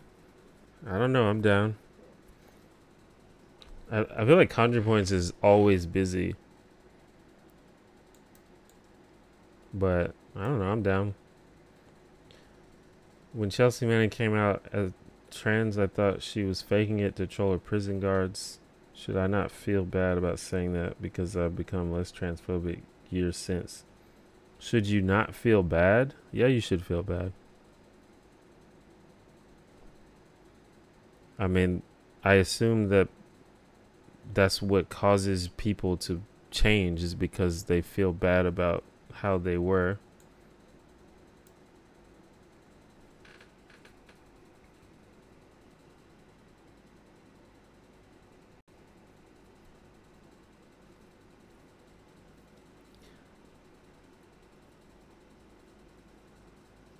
Yeah, I've done a couple of streams with ContraPoints. We've never made like a video, like a piece of like content together, but we've done streams, like two or three streams maybe. Yeah, and I was on that really big crossover stream with like 6 people in it. I'm not sure what Princeton study. I may have seen. I've seen something about that with influence over lawmakers. I don't know if I've seen the exact one that you're referencing.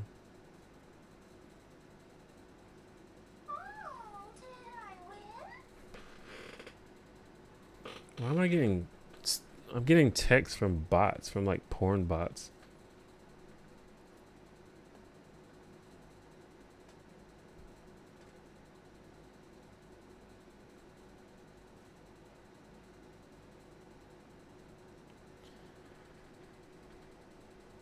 Current most listened to song. I don't honestly know. I don't really listen to music that much, which seems kind of weird.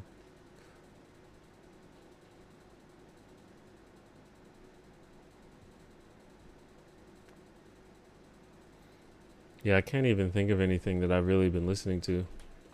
I just put it on the like if I'm on my car, I put it on the classic rock station. And when I'm like at home, I don't really listen to music that much. I just watch YouTube all day. I'm either like watching YouTube or making YouTube. That's like my life. I've been playing a lot of video games recently though. Yeah, that my text notification is Peach. It is Princess Peach.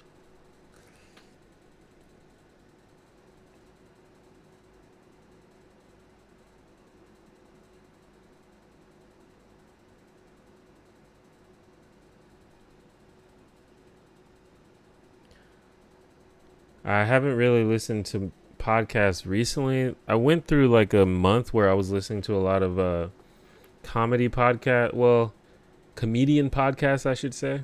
I guess they're supposed to be comedy podcasts, but sometimes they're not specifically funny. They're just like a comedian ranting or giving their opinion or just having a conversation. But I was listening to Bobby Lee's podcast, Chris D'Elia's podcast, to Tom Segura's podcast, but I haven't recently.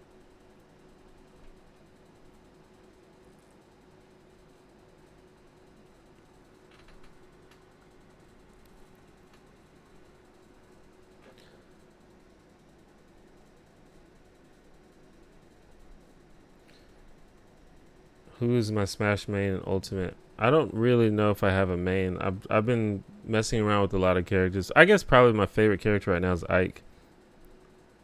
My point is, if I should feel bad about bigoted stuff I said when I was younger, why shouldn't other people judge me negatively for it? I mean, because they're not you. They're not in charge of your personal development. It's not. It should be of no concern to them what you did 20 years ago, or 10 years ago, or however long it was. But it should be of concern to you because you are in charge of your personal evolution, your personal development. So you should always keep in mind the mistakes that you've made and try not to make those mistakes again. Shouldn't matter to anybody else.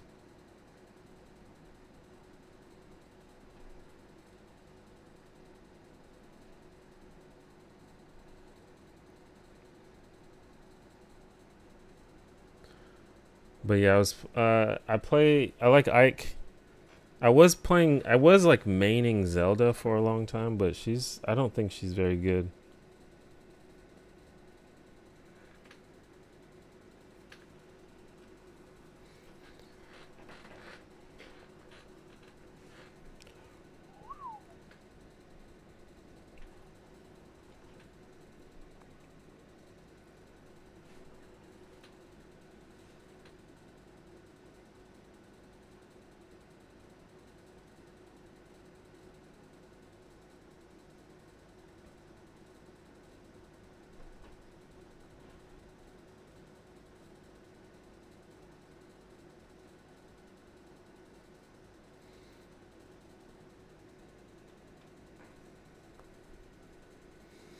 I don't know. I just maybe I'm just getting old, but there's just like this new movement of people that just want everybody to just burn basically, and I'm just not interested in that at all.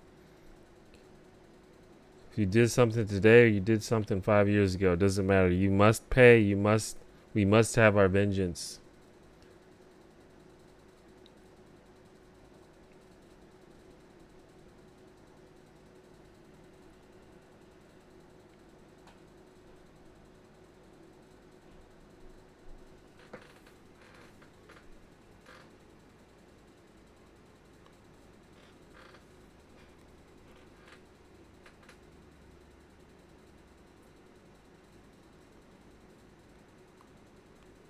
Seen any good films?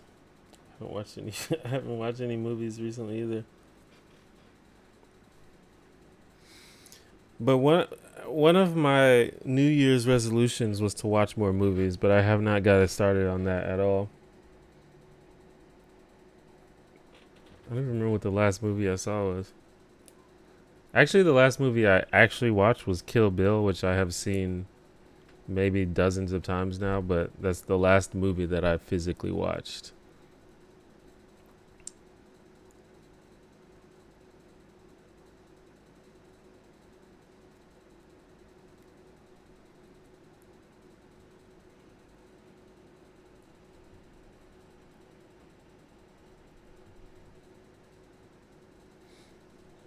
Yeah, I would like to see Lego Movie too. I really loved the first Lego Movie.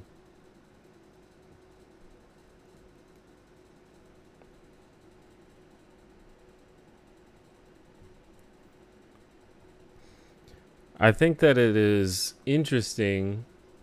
I mean, I don't know if you were just being hypothetical, but it is interesting to be to as like in an attempt to be consistent, you would say, well, I guess it's okay if people judge me for something that I've done a long time ago. But no one wants that. I think we all understand personally that that's not very fair. But for some reason, we don't really apply it to other people.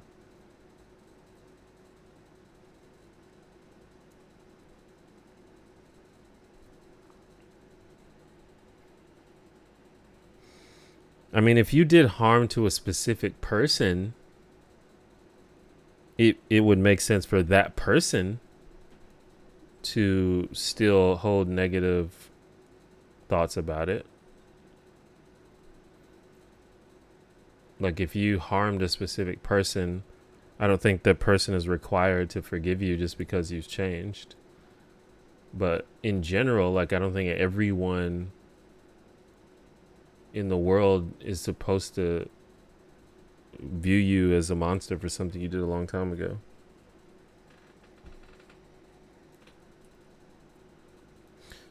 I have not played Binding of Isaac or Spelunky. I'm not sure if I would like roguelike games.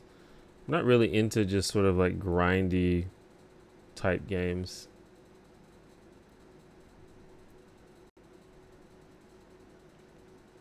Do you think rape culture still exists in the USA?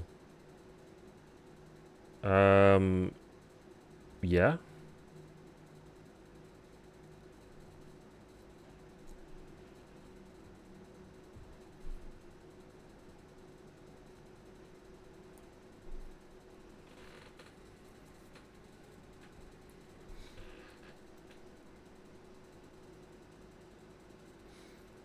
I mean, I don't know. Has anything changed? Maybe.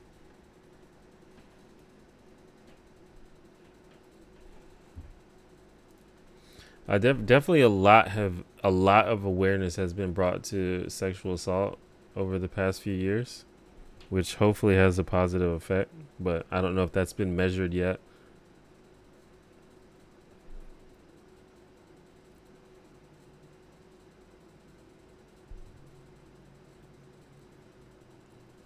I don't necessarily mind humiliation. I just the what I oppose is the cancel, where you must lose your job, you must be destroyed, that sort of thing. That's what I oppose.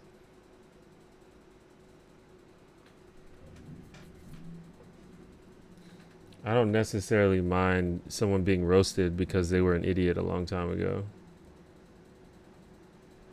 It could be therapeutic, or it could be a teaching moment for people.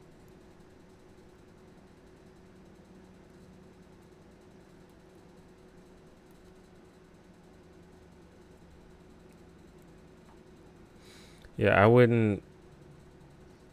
wouldn't blame Chelsea Manning for being upset, but I don't think that it's anyone else's worry about your personal development.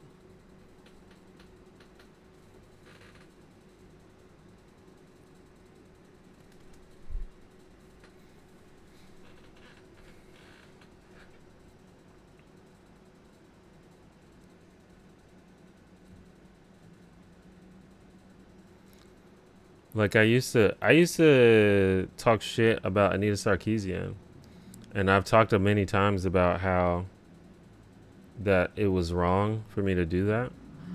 And I'm not sure. I feel like Anita probably saw my first video where I mentioned her. I don't know if she's seen any of the other stuff that I've said, but if she was like still upset about it or still viewed me negatively, then I wouldn't really blame her. I think she follows me on Twitter though, so maybe we're cool now.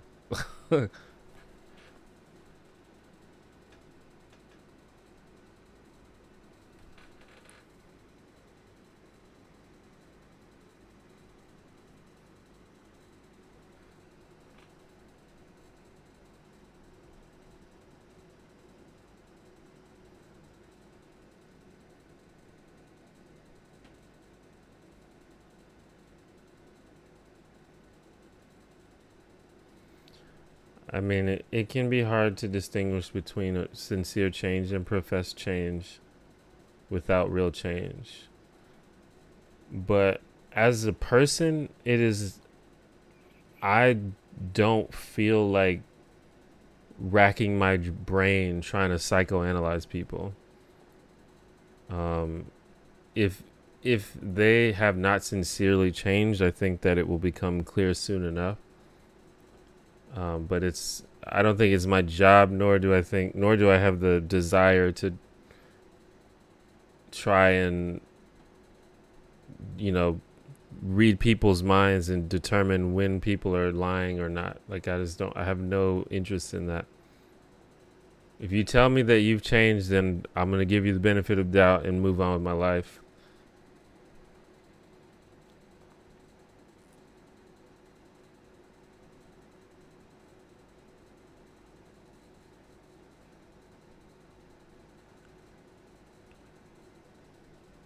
What was your first video? I don't know. I did a video like about Gamergate, I think, but I took it down, so you can't watch it.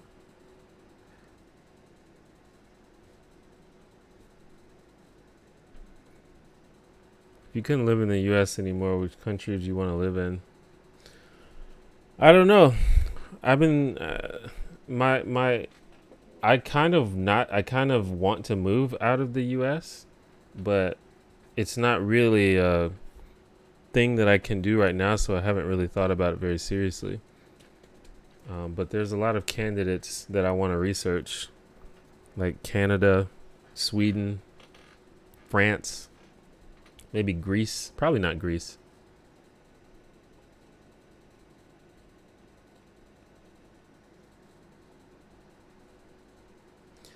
But what's up, Morgan? You kind of got here right as I'm about to leave.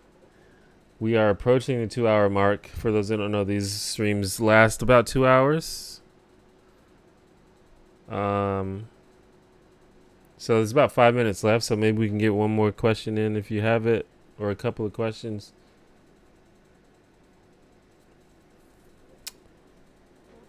And as always, I appreciate the conversation. Obviously, there is no animosity or anything if I debated you.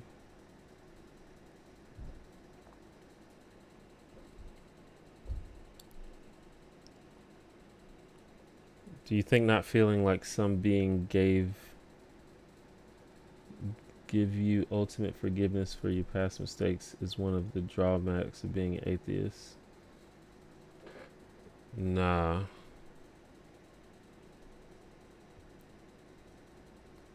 I don't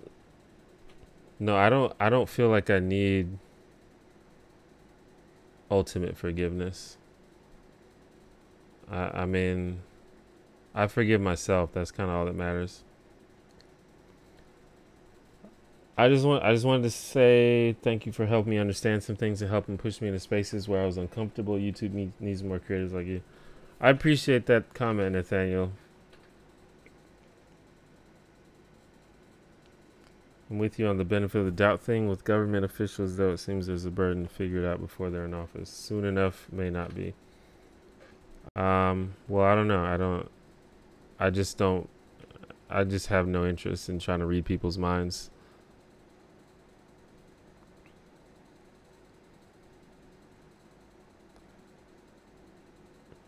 I'm from Ireland. I don't understand the government shutdown. Can you explain it to me?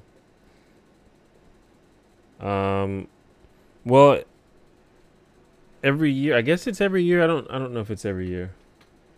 But basically, Congress has to, in order for a government to function, Congress has to pass a budget. And the budget is obviously like what they're going to spend the money on. And so Donald Trump wants some of the budget money to go to the wall. And the Democrats, who now have a majority in the House of Representatives, don't want to put the money to the wall. So they won't write the budget, or they won't write the budget that Donald Trump likes. So Donald Trump won't sign the budget, so no budget gets passed. And if no budget gets passed, the government can't function, so it gets shut down. It gets shut down until someone budges or until some kind of compromise is made and a budget gets written. That's pretty much the basics of it.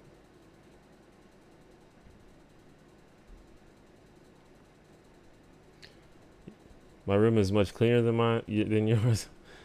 No, this is just the angle. It's pretty messy. You can't see the floor.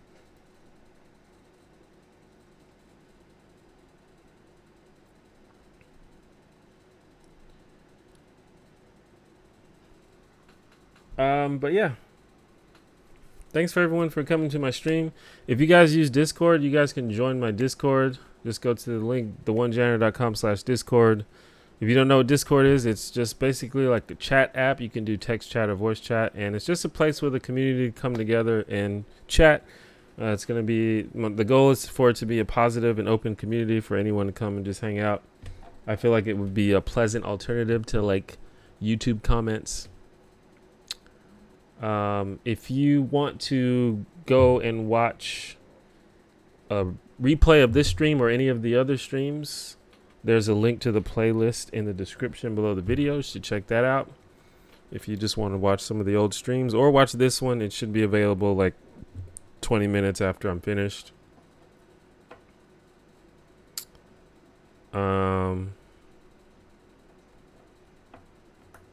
Thank you for all the super chats today.